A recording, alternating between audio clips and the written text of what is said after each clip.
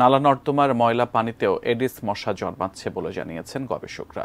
সকালে রাজধানীর সিরডাপ মিলনায়তনে ব্র্যাক ও ইউএইচসি ফোরাম আয়োজিত ডেঙ্গু প্রতিরোধ কর্মশালায় এ তথ্য জানান গবেষকরা। অনুষ্ঠানে কীট তত্ত্ববিদ ও জাহাঙ্গীরনগর বিশ্ববিদ্যালয়ের প্রাণিবিদ্যা বিভাগের অধ্যাপক ডক্টর কবিরুল বাশার বলেন, গবেষণায় মিলেছে শুধু দিনে নয়, রাতেও এডিস মশার কামড়ের শিকার হচ্ছে মানুষ। অনুষ্ঠানে স্বাস্থ্যমন্ত্রী ডক্টর সামন্ত লাল সেন বলেন, আসন্ন ডেঙ্গু মৌসুমে পরিস্থিতি সামাল দিতে স্বাস্থ্য মন্ত্রণালয় প্রস্তুতি রয়েছে। এ সময় ডেঙ্গু প্রতিরোধে স্থানীয় সরকার, জনপ্রতিনিধি ও জনগণের সমন্বয়ে সমন্বিত উদ্যোগ নেওয়া জরুরি বলে মন্তব্য করেন স্বাস্থ্যমন্ত্রী। অনুষ্ঠানে স্বাস্থ্য অধিদপ্তরের মহাপরিচালক বলেন, বিগত সময়ের মতো ডেঙ্গু চিকিৎসায় যাতে স্যালাইন সংকট না হয় তার প্রস্তুতিও নেওয়া হচ্ছে।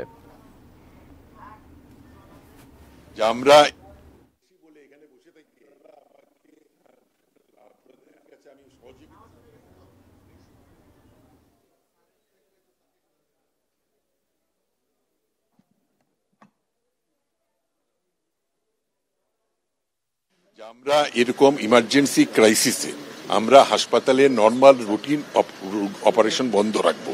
যে অপারেশনটা 6 মাস পরে করলে হবে, যে চিকিৎসাটা পরে করলে হবে। কোভিড আমরা যেভাবে ম্যানেজ করেছি, তাই না? কোভিডে তো কোভিড ডেডিকেটেড হাসপাতাল, এরকম আমরা মুগদা হাসপাতাল, এ ধরনের হাসপাতালগুলোকে আমরা ব্যবস্থা রাখবো যেন শুধু ডেঙ্গুর চিকিৎসা হয়।